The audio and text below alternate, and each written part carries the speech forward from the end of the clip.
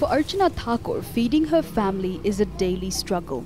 The Indian government says she lives below the poverty line and is entitled to discounted food.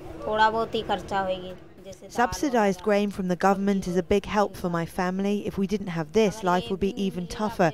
We already have a lot of expenses. More than half of India's 1.2 billion people buy essential grains like wheat and rice through the National Public Distribution System, often described as the biggest government-run food program in the world. For families in this neighborhood, food subsidies are a necessity. Many say that without them, they'd struggle to survive.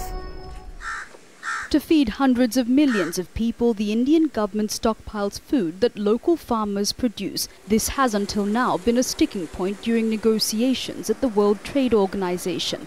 While India has reached an agreement with the United States, a country it has long opposed at the WTO, some observers say the real problem is India's domestic food policies. We've been using procurement and stocking and subsidies as a way to, as I said, kill two birds with one stone. Manage food security for citizens and livelihood security for farmers. I believe there are ways to achieve both objectives at lower cost. Supporting farmers costs the Indian government billions of dollars every year. It's a huge burden at a time of slow economic growth, but activists say it's an essential expense. In a large country like India, where the government itself has identified that 67% of the population don't get food, it is crucial that we ensure that production, because for feeding 67% of India's population, we can't depend on imported food.